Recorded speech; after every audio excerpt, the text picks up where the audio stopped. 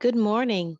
On behalf of the NC Chamber, welcome to the NC Chamber's current housing, inventory, and migration patterns in post-COVID-19 America, sponsored by Raleigh Regional Association of Realtors. I am Janelle Boyd with the NC Chamber. All attendees are muted to avoid any distractions during today's presentation. If time permits, we will answer as many questions as possible at the end of the presentation. If you would like to submit a question during the meeting, please click on and use the question and answer box. Please do not use the chat box. Now, I would like to introduce Dr. Jessica Lautz. Dr. Jessica Lautz is Vice President of Demographics and Behavioral Insights at the National Association of Realtors. The core of her research focuses on analyzing trends for both NAR members and housing consumers. Through management of surveys, focus groups, and data analysis, she presents new and innovative ways to showcase results. Jessica discusses research findings in major media outlets and international presentations. In 2021, Dr. Lautz was named one of Housing Wire's Women of Influence, a list representing 100 of the most influential women in leadership in the housing industry. She also volunteers at Nottingham Trent University as an industry fellow mentoring real estate graduate students. Jessica received her doctorate of real estate from Nottingham Trent University in the United Kingdom. She holds a master's in public policy from American University and undergraduate degrees in political science and law and justice from Central Washington University. Dr. Lautz, the floor is yours. Thank you so much. You made me sound way cooler than I actually am. So good morning, everyone. I'm super psyched to share data with you on this early morning. Happy Friday, Junior. I am excited that we have made it to Thursday. I'm in the DC area and it is a gorgeous day this morning. I have my windows open and I am just psyched to speed through this presentation. So I do want to share with you what in the world is happening in the real estate market today, which is very interesting. We just released literally 2 minutes ago. I checked the time so that I can make sure to share this data, that I can share this data. It's embargoed. We just released it at 10 a.m. It's our existing home sales data. And that really does give us a pulse on where the housing market is today and what buyers have experienced in the last month as they go through the market. So looking at the housing landscape, I will say that everyone is an expert in their local neighborhoods. You know your local community way better than I ever would. I'm giving you national statistics in this report and throughout the presentation, but I will share some local data as well and what I'm seeing for your state. Looking at the market today, what we do see is that we really do have a market that's driven by very low interest rates, as well as relocation and people really moving to different areas in the country. We know that increasingly, even today, workplaces are saying, we're not going back to the office. We're staying remote. We are providing employees increased flexibility where maybe you'll have to meet in the office a couple of days a week to a couple of days a month to not at all. And so we really are seeing that increased flexibility is driving not only primary residence purchases, but it's driving people to buy second properties in different areas of the country. When we look at the inventory today, unfortunately, what we see is that we actually have some of the lowest inventory that we've actually seen back to the 1980s. We have 1.27 million units for sale. That is as of 10 a.m. this morning. We also have 2.4 months supply. And what that means is that all of that supply would be exhausted within 2.4 months if no additional units came onto the market. What I have to say, though, is that number is fake. It's not a real number. And the reason why I say that is that it includes pending contracts. And we know that once a home is under a pending contract, as you're scrolling through realtor.com, it's really just no longer available for sale at that point to any consumers. Homes are moving remarkably fast at 17 days on market. That is very low. And what we have seen is that even when we track this on a weekly basis, now we've seen it actually dip into around 14 to 15 days, but as a monthly average, we're at 17 days right now. If you think about just all of the units that are available for sale in the US, moving that fast as a median is very fast. Homes that are staying on the market for a month or even longer, perhaps there may be some issues with that property, or it's just an overlooked property or perhaps priced too high. So of course, there are properties that do stay a little longer, but it is moving very fast. There's essentially a lid for every pot that's out there right now. When we do see home price increases, just released this morning, there is a 13.3% increase year over year. Again, we're talking about double digit record really pace increases. And so this is where it becomes really interesting because we're actually seeing this in 99% of the markets that we're tracking. That's what makes this market so incredibly unusual, is that it's not in select markets. So we're not talking about coastal cities like Seattle and Portland, Oregon, or San Francisco. We're really talking about a nationwide scale of home price increases. And this is really driven by that lack of inventory and the increased buyer demand of people not only having to live and work in the same area, but really that flexibility has very much opened up for employees and is allowing them to go where their family is, where their support system is, and really driving that trend as well. When we look at 94% of the MSAs, the metropolitan markets that we track, we actually have double digit price increases. Austin is the one that I pick on the most. Austin had a 45% year over year home price increase. So really just incredible influx of people moving into the Austin area. Great tacos, great music, but that is a lot of people moving in there and driving up the home prices within that city. When we look at this trend, we do see it's 114 months of year over year home price increases. So an extremely long period of time, really the longest period of time that we've tracked in our data back to the 1960s. The buyers today are unique. They have a lot of transitions, migration into different areas. And what has happened with that is that as people move to more affordable areas, they're able to either pay all cash for that property because they're moving from a more affordable area, or perhaps they're buying a vacation property. We know that vacation buyers overall, half of them are paying all cash for properties. So just a lot of influx of people who have the available funds where they've cut back on spending in the last year, maybe vacations, entertainment, concerts, and sporting events and such. And with that extra funds that they would have typically spent, they are diverting that either into remodeling their primary residence or buying a new primary residence or vacation home altogether. And so we're seeing that there's a lot of wealth that is able to actually transition into the real estate market right now. We do see a section of buyers, about 1 out of 10. It's been bouncing around, purchasing sight unseen. It's a lot of pressure on the realtor to actually tell that home buyer, this is what the community, what this home actually sounds like when you're in the home. This is what it actually smells like. And that's a lot of pressure to actually translate that into a consumer in their ability to purchase that home. We're also seeing a large number of appraisal waivers and also inspections being waived, about a quarter of each. And what I think is really interesting here, and what I have heard from members who are boots on the ground, is that people are not only waiving the appraisal because they're paying all cash, but they're waiving the appraisal because of the massive appraiser shortage. And so there's actually a worker shortage when it comes to appraisals. And this is really driving that trend as well. It's hard to find that appraiser in that process. And so they're just saying, okay, let's not do this so that we can move this transaction forward.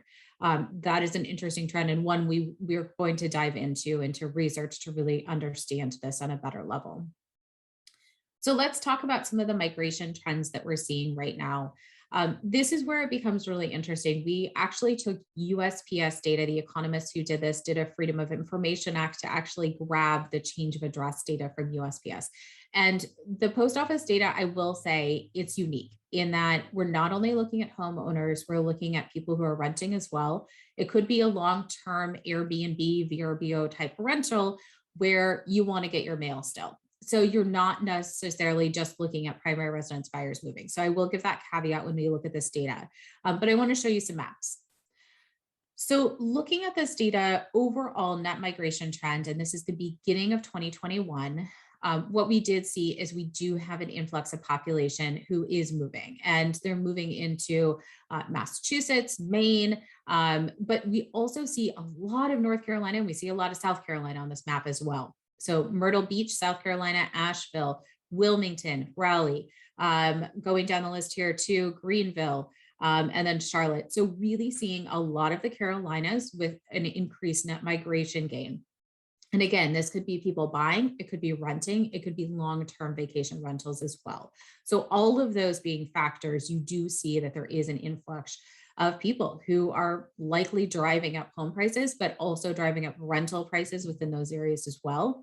And if you are a long-term resident, on the flip side, that's probably becoming increasingly difficult to enter into the housing market, either for buying or for renting. So really difficult for people who may be local in those communities.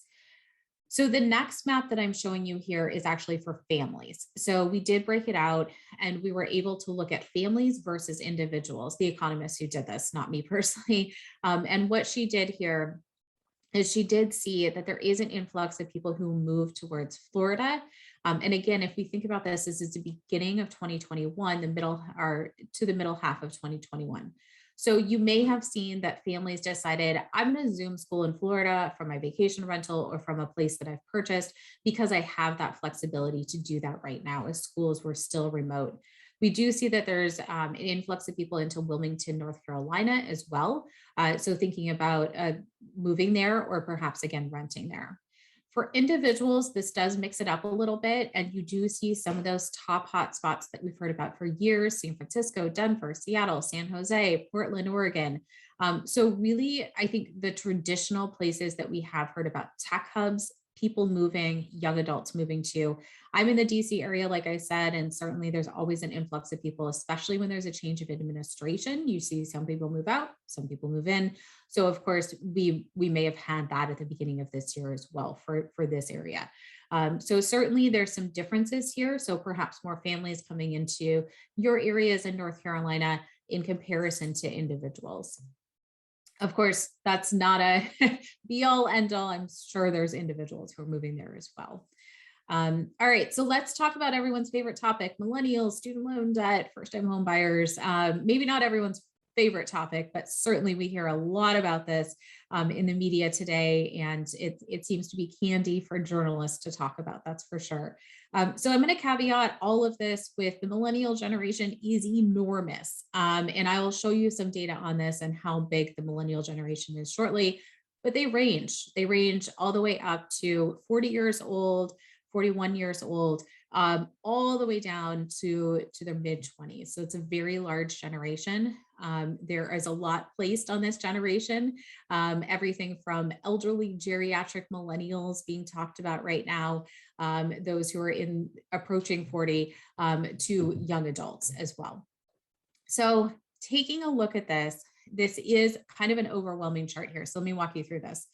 What we're looking at is the millions of young adults, or the millions of adults in every single age category. So when we look at the far end of the graph, when we're looking at 99, and they're the gray shaded, we're talking about the less than 1 million of adults who are centenarians, essentially. So essentially, those are older adults who you can see the graph going down.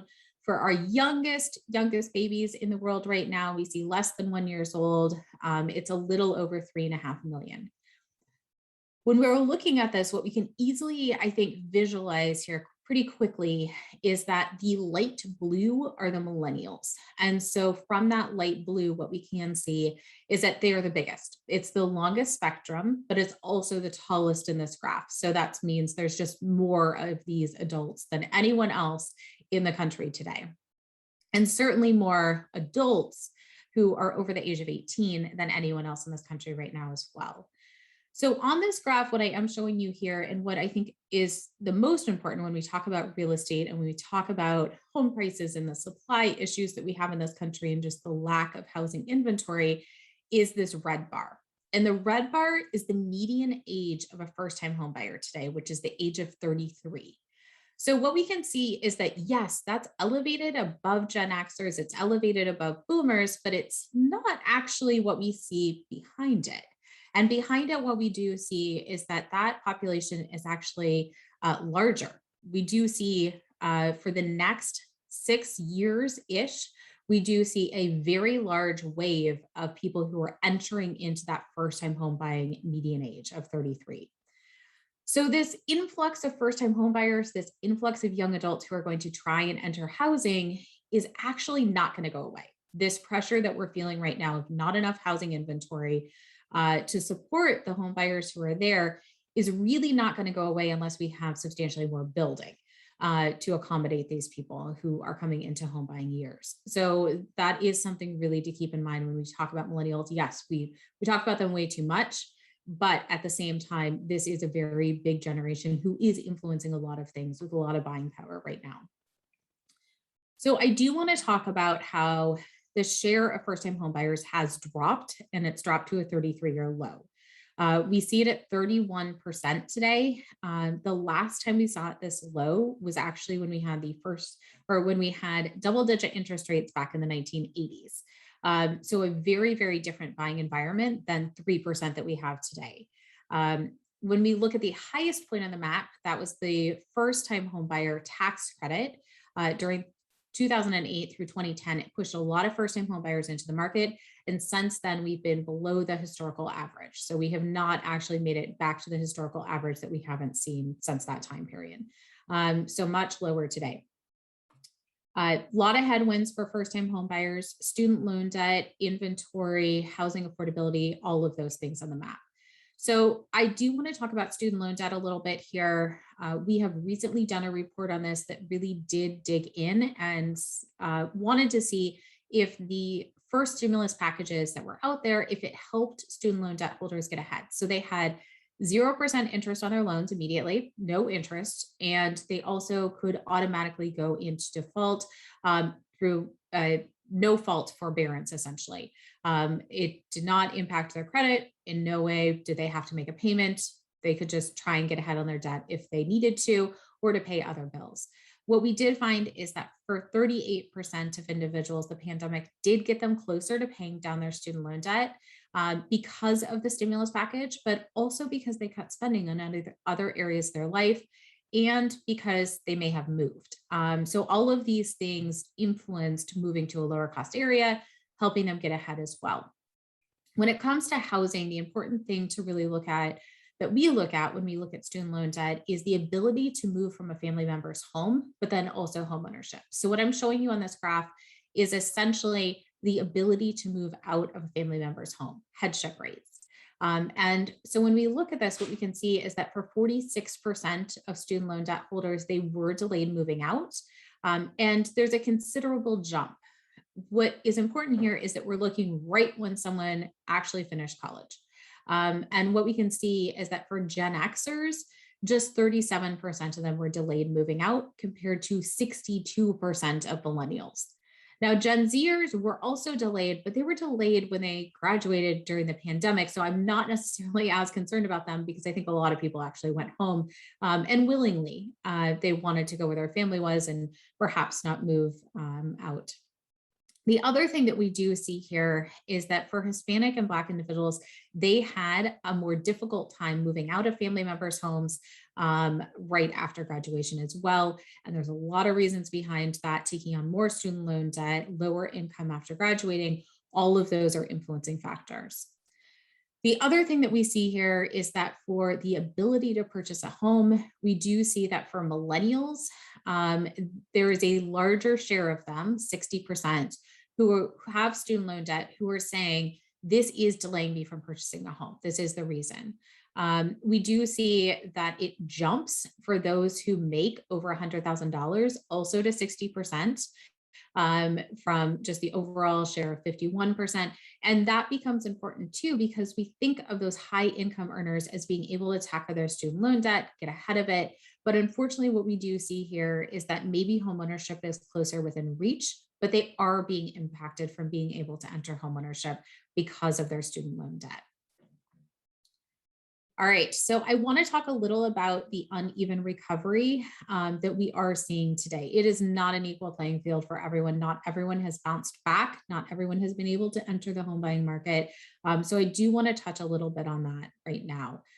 When we do look overall at the homeownership rate for white individuals in the country, what we do see is that it's stayed considerably higher than what we see for Black individuals.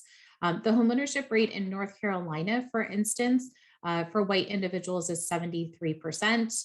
And when we look at that for Black individuals, it's just 45%. And that's very similar to what we see actually overall as a nation, those two percentages. And that gap, when we look at that on a nationwide scale, is as wide today as what we saw when the Fair Housing Act started back in 1968.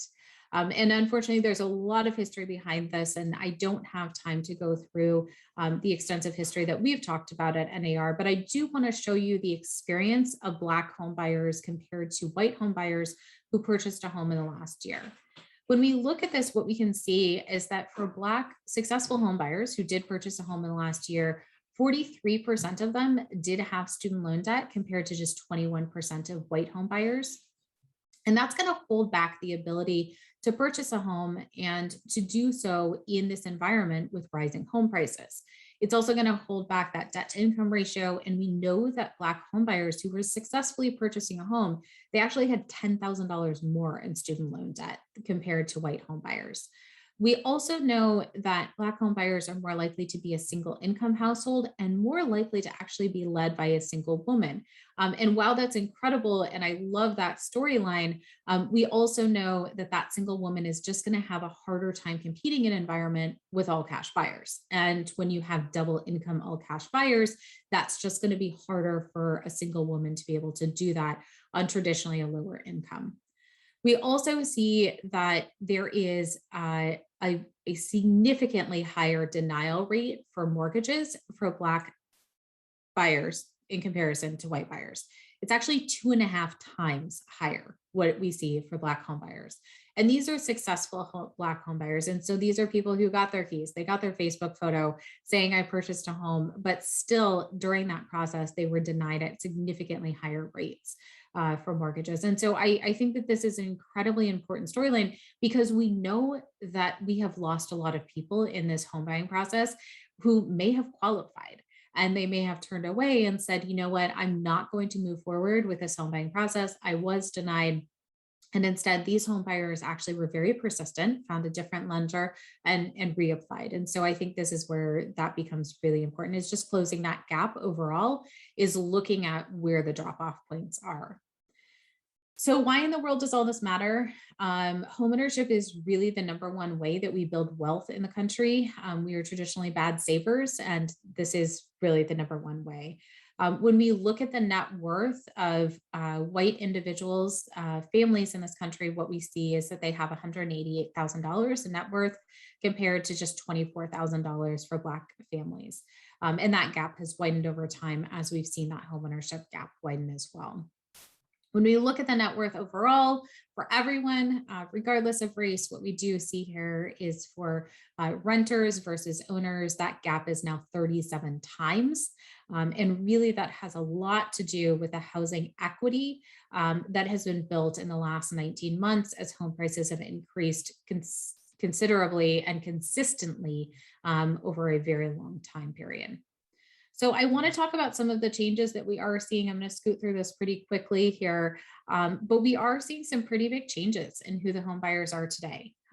One of the big things that I think is important to note is that while these millennials have all these headwinds out there, they are the largest generation of buyers. They are 37% of the buying market, and they are trying to enter the housing market. For young millennials, they may be entering with family help, maybe moving from a family member's home where they didn't have to pay rent, or maybe they were able to actually have a down payment assistance through friends or family. For older millennials, they're actually more likely to be repeat buyers than first time buyers. They are out there in the buying market. They likely have kids in tow. They likely are married, and so maybe more buying power there as well. And for boomers, they are the largest generation of sellers. So holding a lot of the housing wealth that we have talked about, and really holding the playing cards as well. For Gen Xers, they are the most likely generation to have been hit during the Great Recession, either losing a home through distress sale or just being underwater for an extended period of time because they bought their home at the height. And so they were really stuck there for an extended period of time. We do see now that they are the generation that has the highest income, who is purchasing the highest priced homes, perhaps looking at that a little warily as they re-enter homeownership, many of them, and coming back into homeownership and really asking a lot of extensive questions about, are we in another bubble? Are we there? And really we're not, because the economics are really not supporting that. So a very interesting generation in itself to watch. One of the things that's important about Gen Xers is they feel a lot of family pressure, but they often are caretakers both for elderly relatives and also children over the age of 18 who've moved back into the home. And this is a trend that has happened for all generations during the pandemic.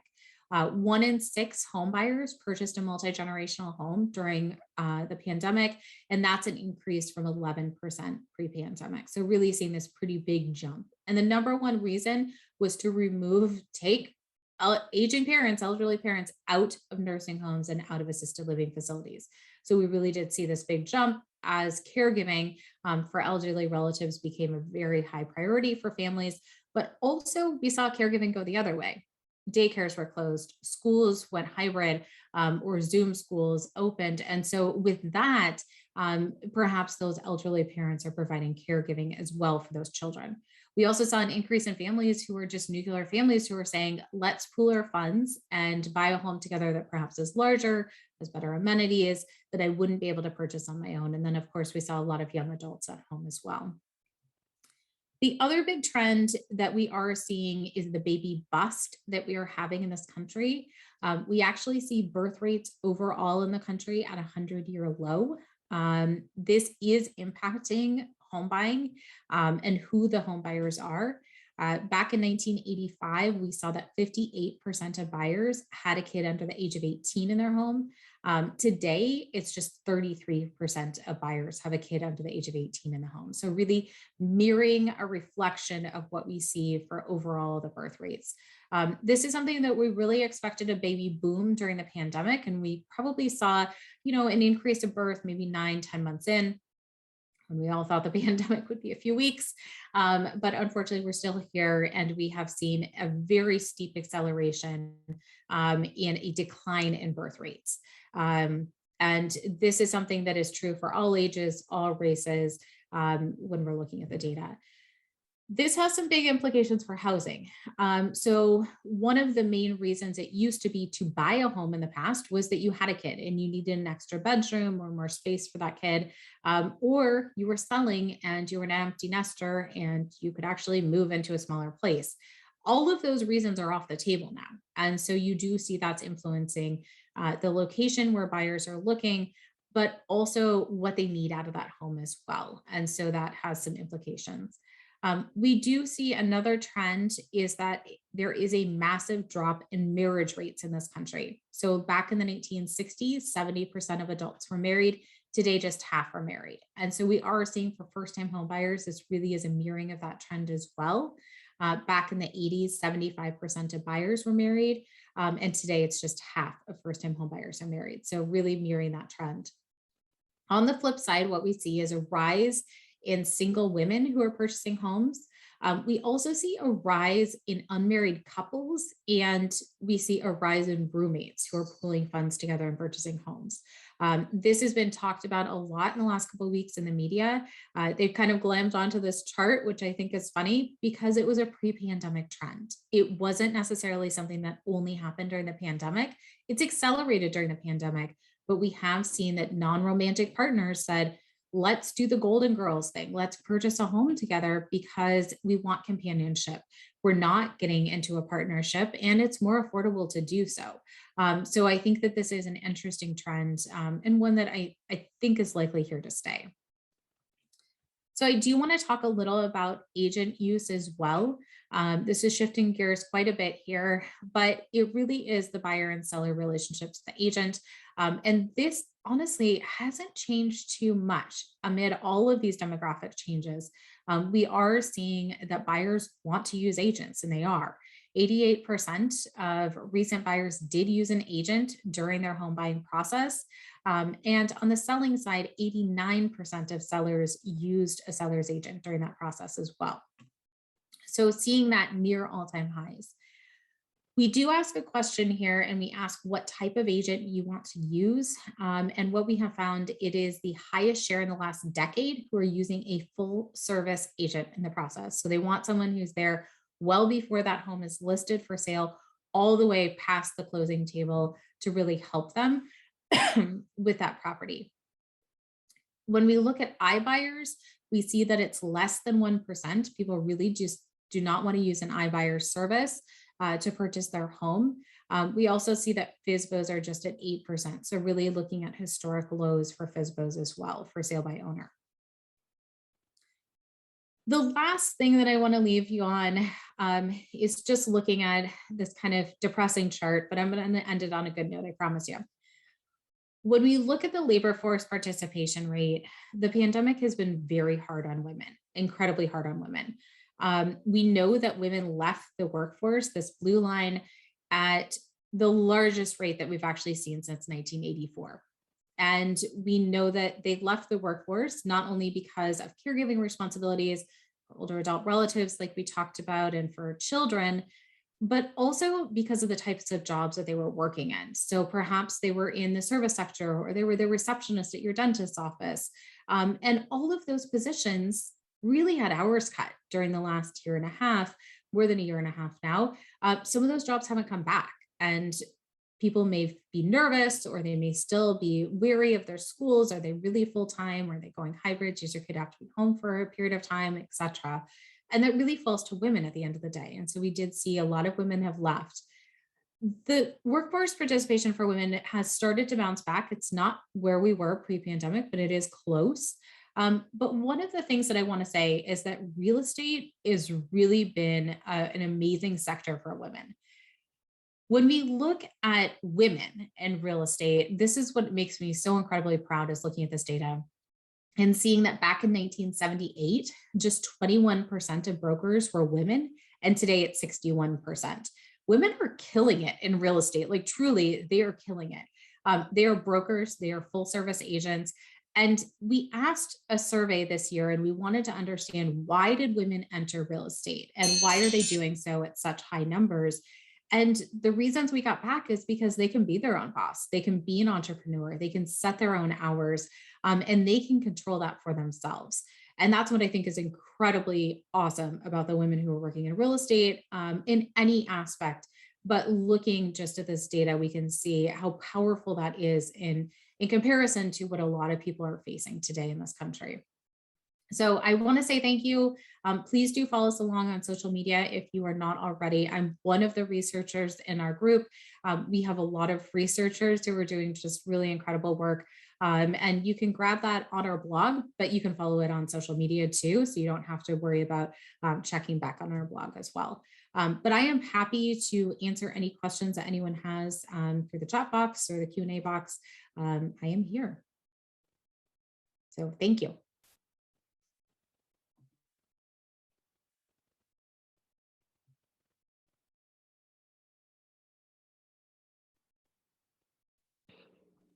Thank you so much, Dr. Louts. If anyone has any questions, please feel free to add them to the Q&A box.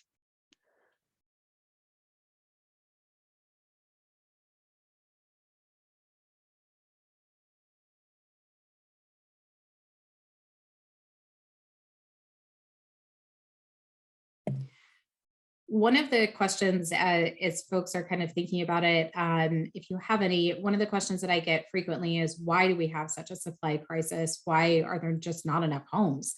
available right now. And the main reason that we are seeing is that we've really had underbuilding for more than a decade now. And in the last year, especially in recent months, we have seen a ramp up of housing starts. That's been encouraging, but unfortunately, we really need affordable inventory.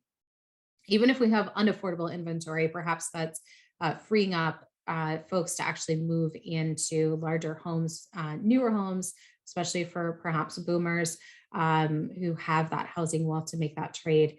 But some of the things that are really holding back building today are the lack of labor that we have, also looking at the lack of supplies and just massive supply constraints that we have. Even the chemical that goes into paint is really been in short supply in recent months. This summer, you couldn't actually find matte flat paint for 100 miles outside the DC area because it was in such short supply. And so it goes well beyond the lumber issues that are frequently talked about and the steel issues. It really is a much bigger issue than that when we think about all the little parts that go into building a home. As well as the regulations, thinking about the regulations that go into home building as well. All right. And there is a question that asks, has the average size of a new built home increased in the past couple of years? There seems to be more demand for work from home. So we haven't actually seen a big transformation in that. What I can say that we have seen is a growth in people, a higher share of people who are saying, I want to move into a larger home and than where I am currently living because of work from home. That's absolutely a driver. And it's not necessarily just one home office. Two working couple or a working couple who both of them are working from home, they need two home offices or separate spaces as well.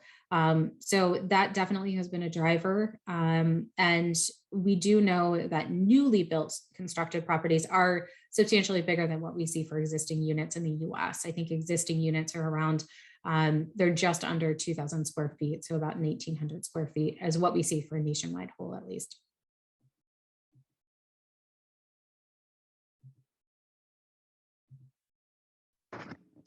Thank you. Are there any other questions for Dr. Louts?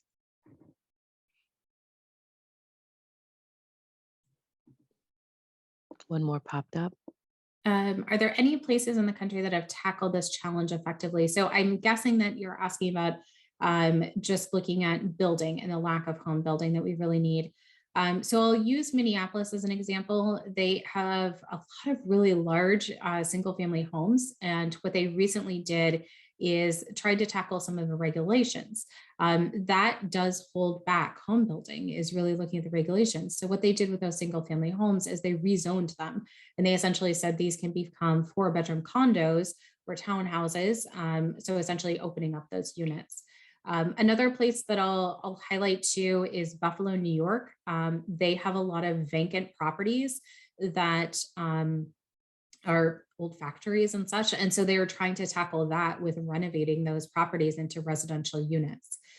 We have done some research on this topic, and you can actually grab it from our website too, that looks at repurposing vacant motels and hotels, repurposing vacant malls.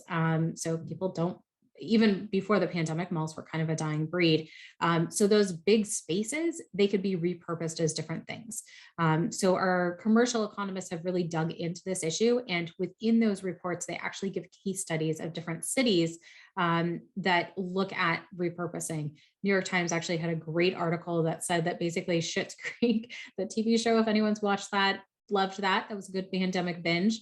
That repurposing these vacant hotels, motels has really become a hot thing.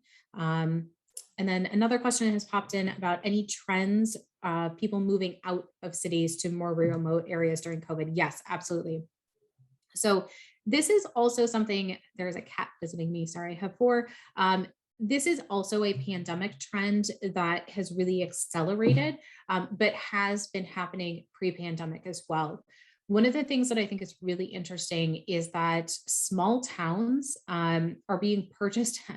People are moving to small towns at higher rates than urban areas when we look at first-time home buyers and young millennial buyers, contrary to all beliefs that we hear that urban areas are the only places that young millennials want to be.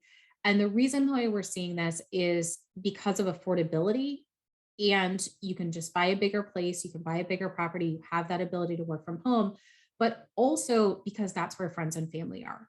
And we really see that during the pandemic that the where your friends and family are has really been the top priority for people. People's priorities have shifted, and that work-life balance has become very important, but also caregiving and just having that support system and community around you has really shifted people's priorities in their communities. So this is something that I think is a very interesting shift, but it's not incredibly different than we did see before the pandemic. It's just an acceleration of an existing trend.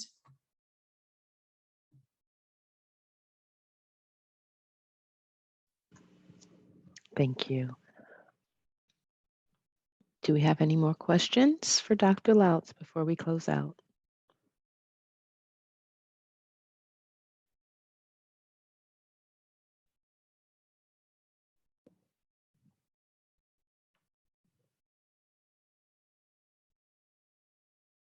Okay, I think we're ready to close it out. Thank you Thank so you. much, Dr. Louts. Uh, I would love to thank you all for joining us today for the current housing inventory and migration patterns in post-COVID America. Thank you, Raleigh Regional Association of Realtors, for sponsoring today's webinar. We hope you found today's content valuable. Thank you all. Stay safe and healthy during this time. Take care.